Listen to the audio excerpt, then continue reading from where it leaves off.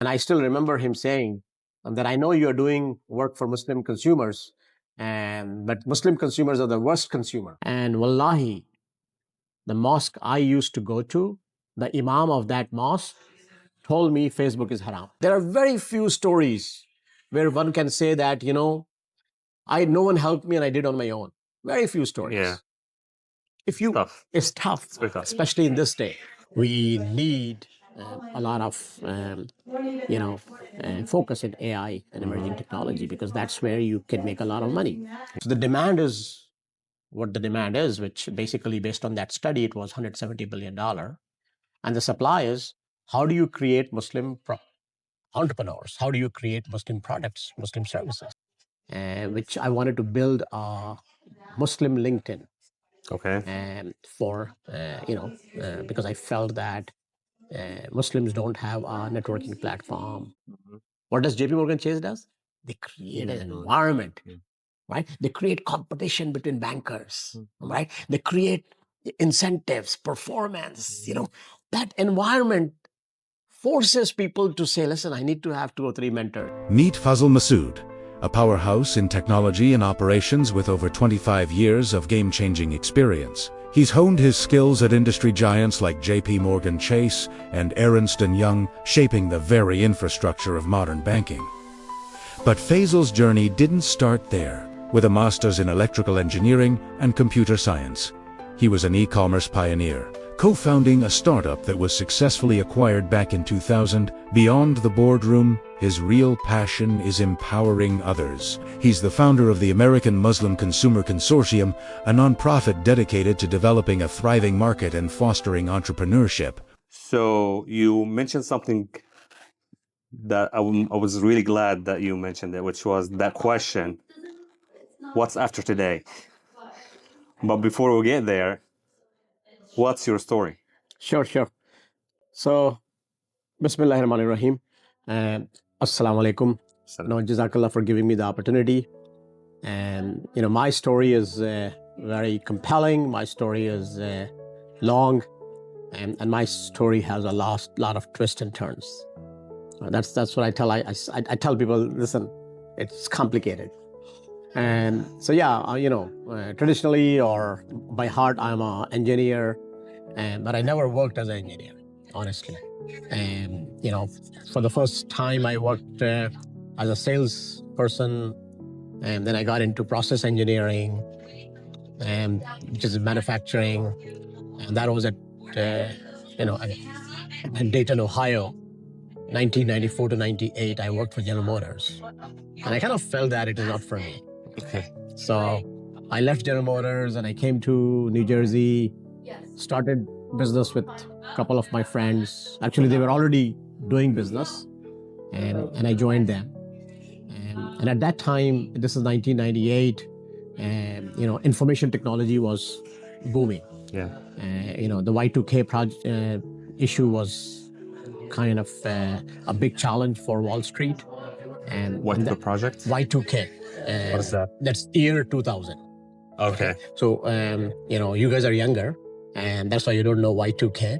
And so what happened was Y2K is basically year 2000 when the computers were introduced, and they did not know how to behave after 1999, yeah. right? Okay, I remember. So these computers have to be programmed. And then Y2K issue was big on Wall Street and banking industry, which had mainly mainframe computers and all. So at that time, there was a huge opportunity in information technology. And that's where I decided I want to come to New York, New Jersey, and join my friends who were already in the technology business. They were fairly new. And I kind of worked with them.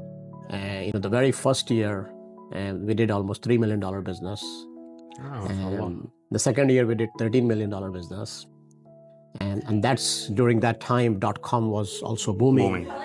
So we kind of invested money in .com, and we got into .com business. And April of 2000, .com crashed. So the company we had built, it was doing almost $70 million. 70? Yeah, 70. Wow. We had almost 56 employees. and it was becoming very difficult for us to manage. And so we sold our company to Buy It Now.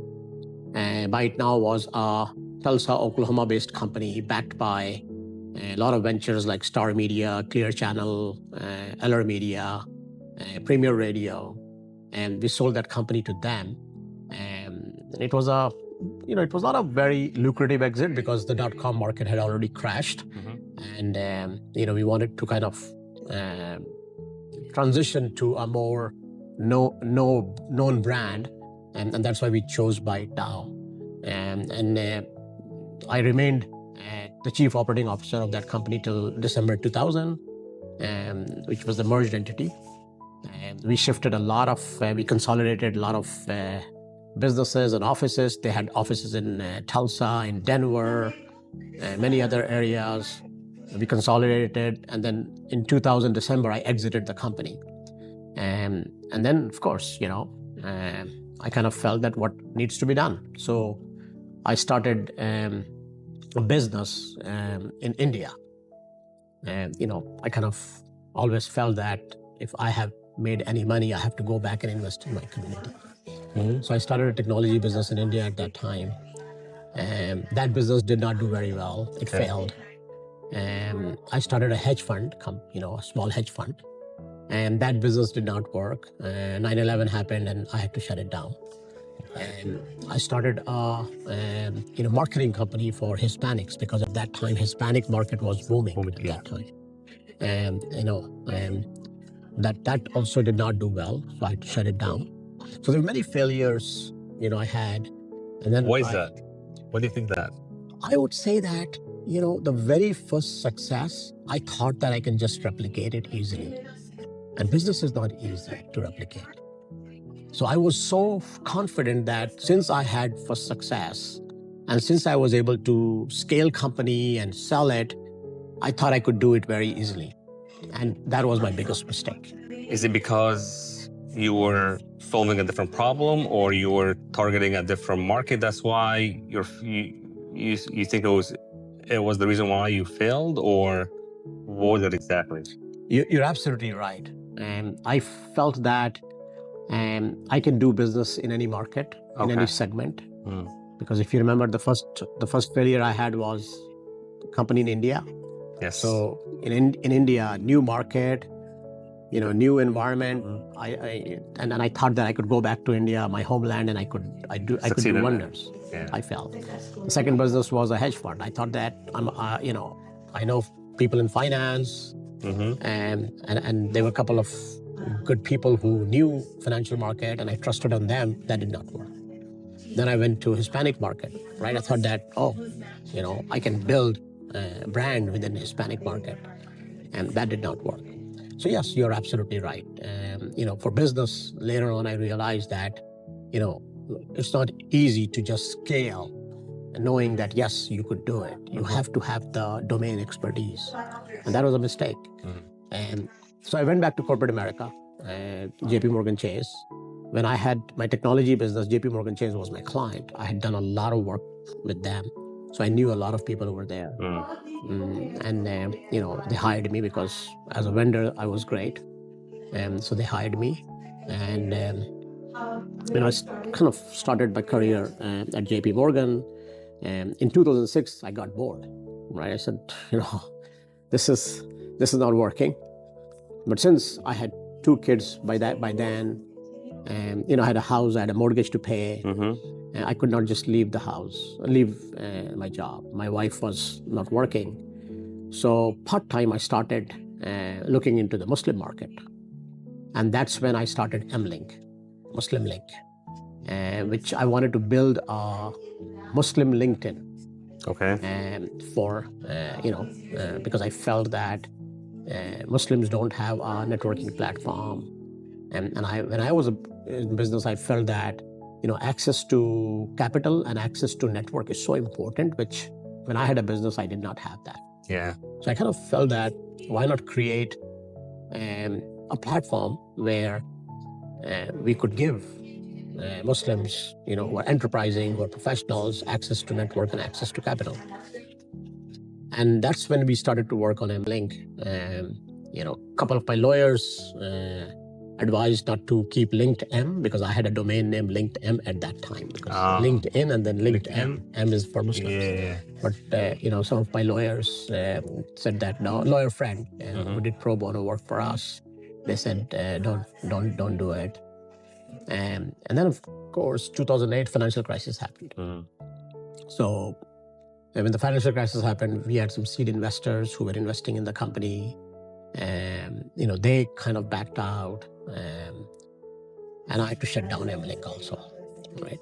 And during that time, as we were, working on MLink, and we were doing a lot of events, a couple of our friends who were in media company, and they approached me saying, listen, and there was a report by ATT Kearney, and that Muslim market, is a good trend spot for mainstream companies, and they usually trend spot market segments, and that market segment of $170 billion, it has a potential of $170 billion.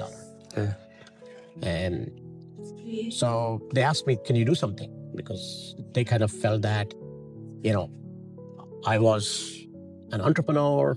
I started MLink. I used to do a lot of networking events. I had access to network, access to capital.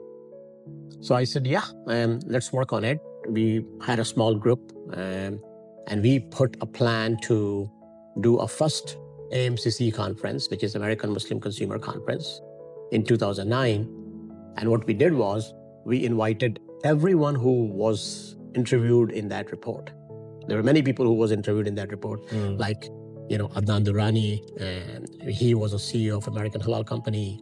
Ahmed Adam, who was the founder of Crescent Food, because Muslim market was halal, so they were interviewed. Shahid Amanullah, and he had a Zabiha app. Carla Powers, she was a cultural reporter in Time magazine, and she used to do a lot of reporting on American Muslims. Paul Barrett, he was a Newsweek editor. He wrote a book, American Islam. And so he was interviewed in that report. And this report at that time, because it was post 9/11, and they also addressed the rise of American Muslim fundamentalism. Yes, they were covering the market, but it was kind of, a sore... Had a twist to it. Exactly, it had a twist to it. Lubna Khalid, she was the founder of Bobby Brown Cosmetics. And Bobby Brown Cosmetics, they wanted to brand healthy, wholesome cosmetics. So these are the people who were interviewed in that report, and we invited every one of them. And they came to our conference. They came to our first conference. We didn't have a big budget, so we did at Rutgers University in New Jersey. And we were sold out. So let me ask you this. Two questions. How did you manage to connect with them and convince them to be part of this, given that it was your very first big event of this nature? Being an entrepreneur, I had access to network. Okay. And I knew how to talk to them. And I made a case, I made a case that, listen, I had a success, I had an exit, and now I'm doing this conference. And they all were very positive. You just had to reach to them and tell a story. So basically... I did not give honorarium to any one of them. No honorarium, they all came to our conference. Yes, some of them needed flight, some of them needed car service, like Paul Barrett used to live in New York City. He said, I need a black car, So I said, fine, I'll give you a black car. At that time, black car was a limo, right? Yeah. And, Carla Powers. And when I talked to her, I told her, she said, just give me a ticket from London, because she was based at London, from London to New York. And in New York, I have a friend, I'll live with, I'll stay with her. But they didn't actually get paid for their time to attend the conference? No one, no one even asked honorarium, honestly. Awesome. Lubna Khalid, same thing. She was in New York City. She said, I need a limo. I said, yeah, we will get you a limo from New York City. So yes, it was a lot of hard work to put this first conference. Of course. And we realized that there is an opportunity. So our mission after that was to create an awareness of the American Muslim consumer market. And at the same time, we felt that how do we bring Muslim entrepreneurs and businesses together? Because, for everything there's a supply and there's a demand. Yeah. Right? So the demand is what the demand is, which basically based on that study, it was $170 billion. And the supply is, how do you create Muslim entrepreneurs? How do you create Muslim products, Muslim services? And that's how we started to reach out to all our network. Our next conference was a big one, and we reached out to Ogilvy and Mather. And Ogilvy and Mather was the biggest media company. And Miles Young was the CEO of Ogilvy and Mather. Yeah. We reached out to him, and he agreed to become a keynote speaker of our second. Miles Young, and interestingly, this was in 2010, and they launched a study at our conference, how American brands can empathize more to Muslim consumers. So that was a study which Ogilvy and Mather did, and they launched at our conference. And he also accepted to be a keynote speaker. And in 2010, we started the pitch competition, so which used to be AMCC Entrepreneur Showcase competition. And that's when we used to bring startup and have them pitch at our and that became one of the flagship session of our our conference. So that's how Edible Arrangement, Tariq Farid, he is the CEO of Edible Arrangement, and he accepted to come to the conference. He came to the conference, and I still remember him saying that I know you are doing work for Muslim consumers, but Muslim consumers are the worst consumer.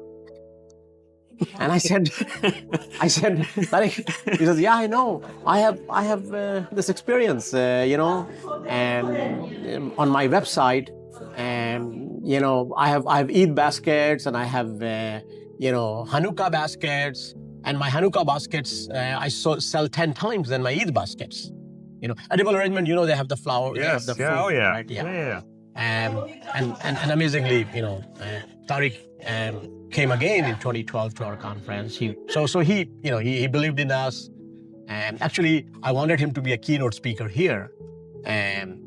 But him and his daughter, Somia Farid, who is the CEO of Edible Arrangement, they had planned some business trip, international business trip. So I couldn't get him. So yeah,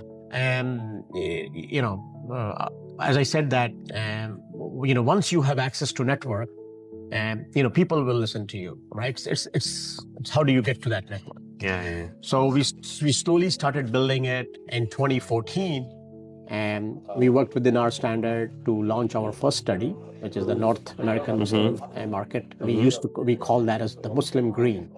Some green. Yeah. Okay. So the report which we launched yesterday is very similar to that. Okay. Within our standard, we have partnership within our standard, and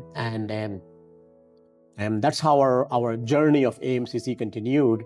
And in the pitch contest, as you know, we had good success. Today there was a session which my wife conducted, and she had some like Chris, who was from. I was actually there. Oh, you were actually there. Yeah. Beautiful stories. Yeah. Beautiful stories. So that's where we see, the young generation being very creative, and AMCC offered that platform. And then in 2019, we had our last roundtable, where we invited 100 entrepreneurs from all over US. And we call that as Muslim Entrepreneurs for Social Good. And we said, our conversation should not be just entrepreneurship. Our conversation should be, as entrepreneurs, how are you helping society? Yeah. What impact are you making, right? So that's why we call that, and the theme of that conference was Muslim Entrepreneurs for Social Good.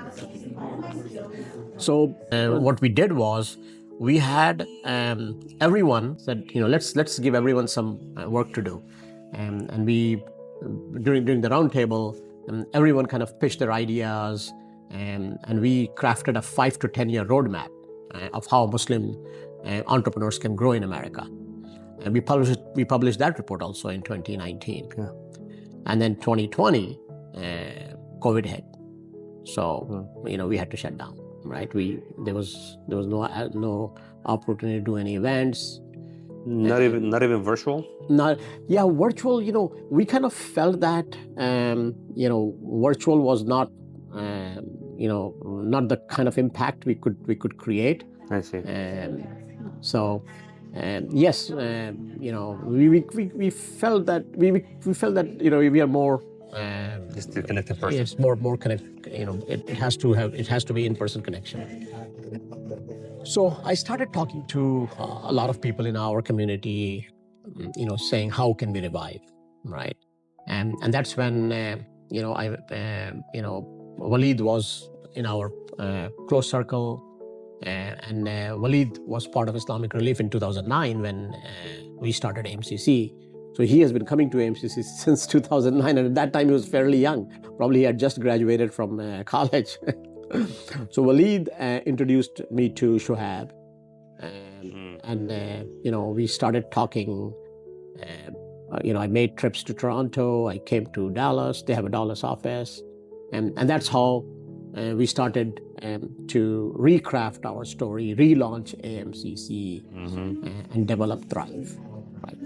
So, when we were kind of seeing how we will rebrand it, most of our conversations in AMCC was around lifestyle, right, and finance, because that was, I need to live a Muslim lifestyle, right?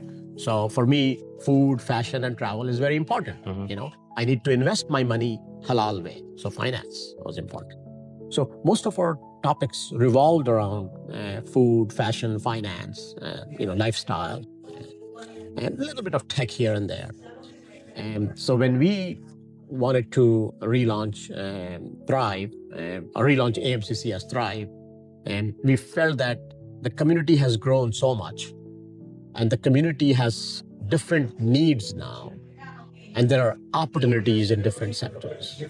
So that is why we created 5 tracks, right? And these 5 segments, each of these segments are dedicated to certain markets. Okay. So the first segment is AI and emerging tech. Okay. We need a lot of focus in AI and emerging technology, because that's where you can make a lot of money. And a lot of young entrepreneurs in our community are doing that. And the second track was on finance and fintech, right? So of course, the conversation is not just Islamic finance. How do you integrate technology with finance? So fintech is developing. And we wanted to create a segment on media and entertainment, right? You were on a panel yesterday as to how Yusuf was saying that there is so much opportunity in media. It's untapped market, and we have not done a good job tapping that market. Yeah, right? Absolutely. The fourth sector was, lifestyle, right? So of course, lifestyle is food, travel, fashion, and so that sector is also one of our tracks. And the fifth sector, which a lot of people are not focusing on, is nonprofit. And Muslims are very generous.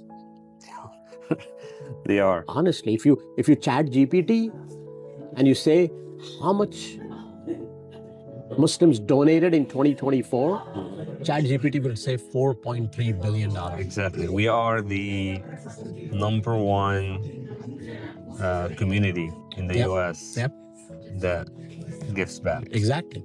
So despite we're only 1 to 2% of the entire nation. Exactly. That's if you put the numbers in comparison to the size or the population of the Muslims in the US. That's a huge percentage. That's a huge percent, exactly. Yeah. So we felt that we need to focus on nonprofit, right?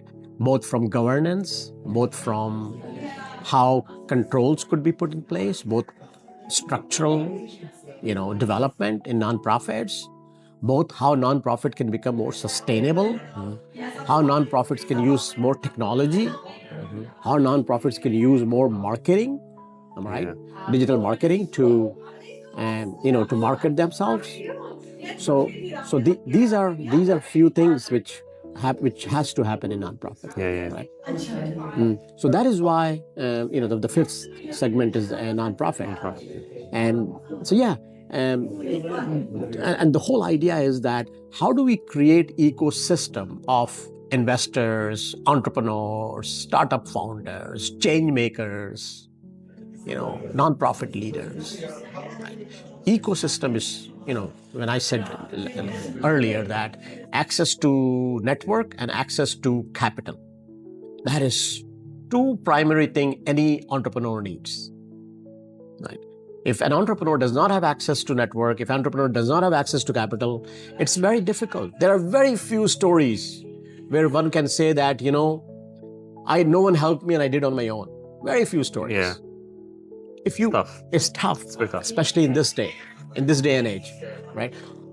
So we need to create an ecosystem where our young minds, our young creative entrepreneurs, our young innovative Muslims who want to do something, who want not to just go and work for someone from 9 to 5, we need to give them access. And that access Thrive platform can provide. Inshallah. That is what we are hoping. Inshallah. A lot of people say, how are you going to do it? And, my answer is very simple, right? So what you have seen up till now is just, and I always say that there are 3 layers, how you can scale anything, right? And the first layer is the foundational layer.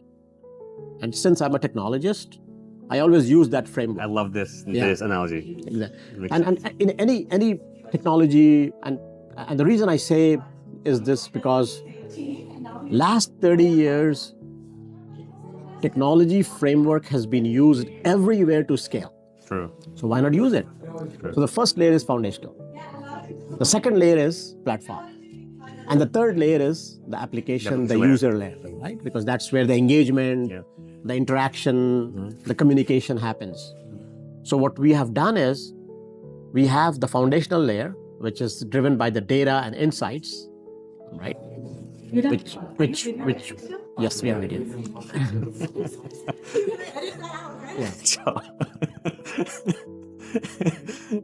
So that is the foundational layer, right? And that is why we did the North American Muslim market study, which is data driven, which has all the insights. We invested, and the relationship we have with the standard. So we are supporting and we are letting people know that there are opportunities. That will open people's mindsets.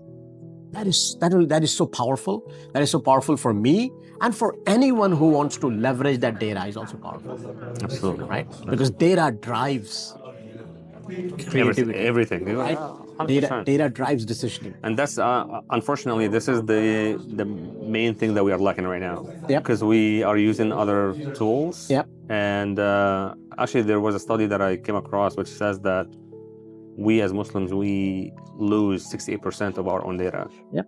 We just don't have access to it. So interestingly, when the Emling story, 2006, when I started that, that was and I told everyone, I said, listen, if you don't create a platform, social media platform, because social media is going to be big, and they will take your data and they will use it against you.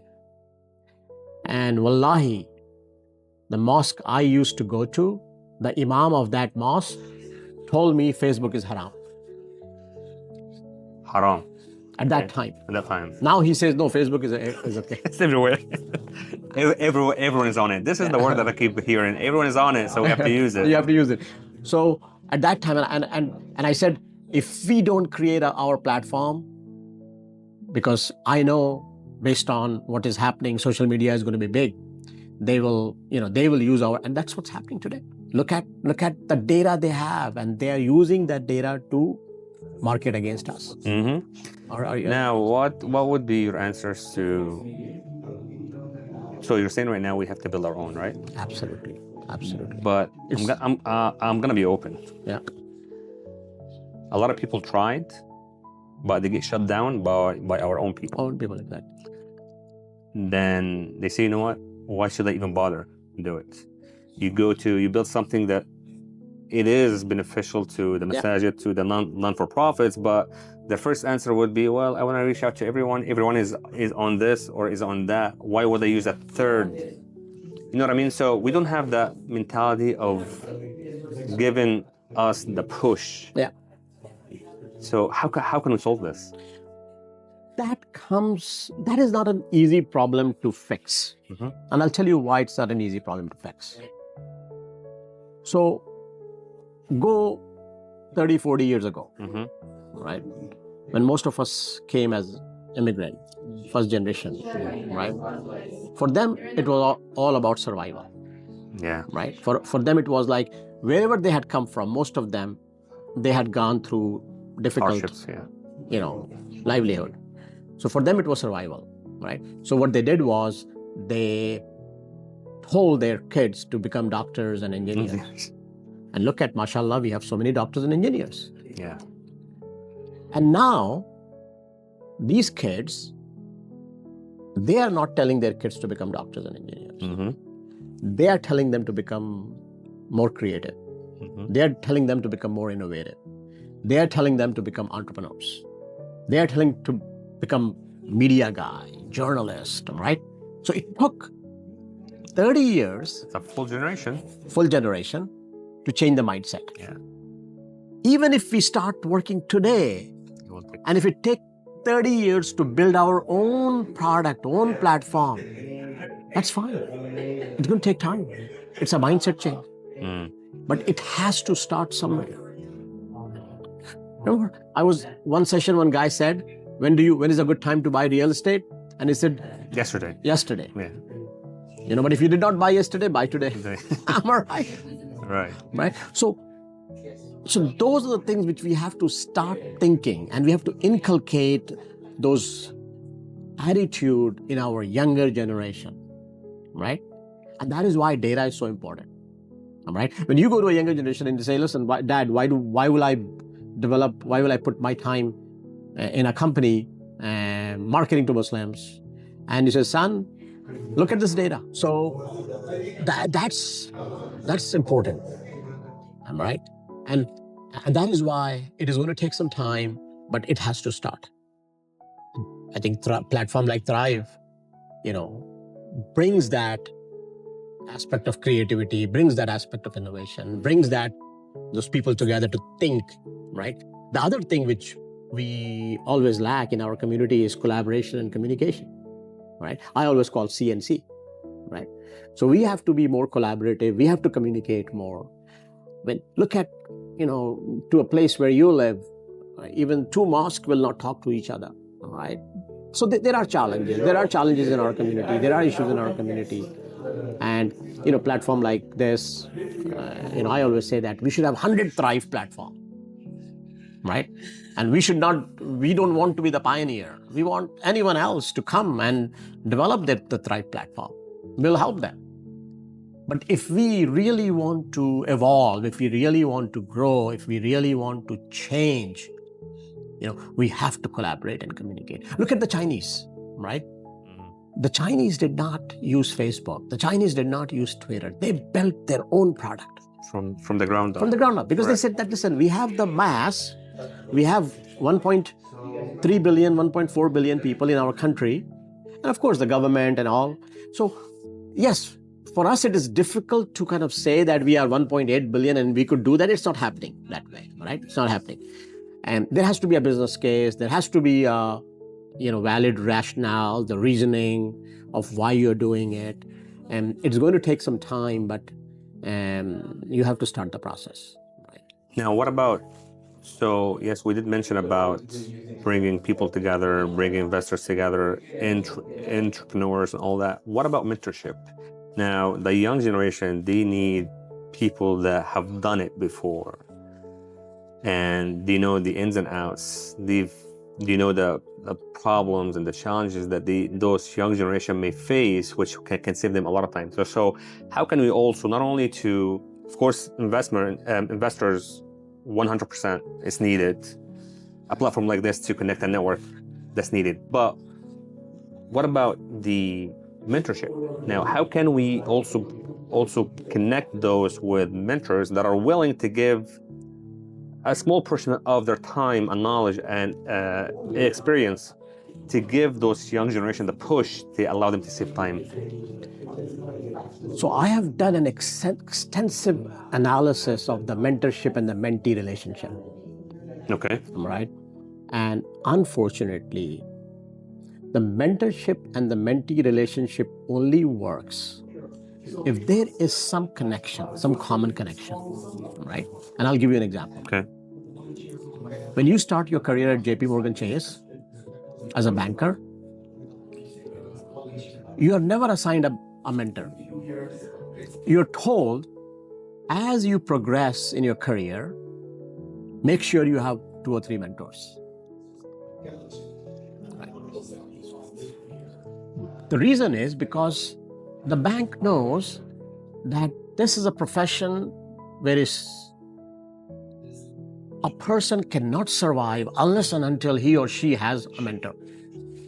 But there has to be some relationship, and then only that relationship will grow. If we just say that, oh, we will offer relationship or we will offer mentorship, it's not going to work. So it has to be on the personal level. It's very personal. So that's what I'm saying. It has to be a mindset change. Okay. Right? You cannot just say that I'm going to offer this service and I will be very successful. You know, what's going to happen is that few will succeed, few will... And I'll give you an example. When we started the pitch competition, which we call as Entrepreneur Showcase, a lot of people say, brother, what value do you bring? Why should I apply to you? You know, I would apply to Y Combinator. Yeah. Right? Or I will apply. And I said, yes, absolutely, you could do that. Right? But for us to start something and offer that service, if there is a value add, you avail it. If there is no value add, you don't come. Yeah. Right? And look at, alhamdulillah, it took us some time. There are so many success stories. Alhamdulillah. Right? Alhamdulillah. But so most of the people are discouraged by, oh, if we start this, what's going to happen? So if your intention is right, and even if there are other services which is offering you the same level of support, you know, you will do good. So I always say that, you know, rather than thinking of the outcome, invest in what change you can bring and leave the outcome to Allah subhanahu wa ta'ala. Exactly. This is a lot of people, they always say that, oh brother, if I do, what will I get? Or what is in it for me? What's in it for me? I hate that word, by the way. Exactly. Yeah. You should not. Honestly, I mean, I've told so many of them, I said, listen, even if you're going in business, don't think that you'll make a lot of money. Money is a byproduct. It will eventually come, inshallah. Yeah. You have to see what service you are going to offer to your customers. What product you are going to give to your customers. That should be your intention. Right? Money is a byproduct. It will come. You know, and I've gone through that. You know, I've gone through that where I said I'm going to do it and I will make a lot of money. It didn't happen. So I've gone through that process, and that's why I tell youngsters, I said, don't, you know, yes, some of them become rich. That is the risk. Yeah. Right? Allah subhanahu wa ta'ala has given, but that is not the right framework. That is not the right playbook. Right? If you want to have the right playbook and right framework, you know, just do it for the sake of Allah subhanahu wa ta'ala. And so coming back to mentorship and mentee, I think you have to create an environment, right? And that environment could be many things, many utilities, many tools, many platforms, you know, massages, community centers, Thrive, anything of this nature. You offer that environment. And when you offer that environment, you will see pitch contests growing, you'll see mentorship, mentee relationship growing. And that is how you grow that ecosystem, right? That is what I will recommend, right? And I've seen many of the people, they say, brother, why can't we have? And I says, you know, start. After 6 months, it will not work. because you're not creating that environment. What does JP Morgan Chase does? They create an environment, right? They create competition between bankers, right? They create incentives, performance, that environment forces people to say, listen, I need to have 2 or 3 mentors who can help me succeed in my career, right? So that environment, that ecosystem, well, of course, it is within JP Morgan Chase umbrella, right? So yes, within our Muslim community umbrella, how can we create that environment? That is critical. So what's after tomorrow? Yes, a lot of people are saying what after tomorrow, right? Because we had that challenge when we were doing AMCC. And as I said, I was, and the other volunteers, we are all volunteers. My wife was the only full-time, unpaid.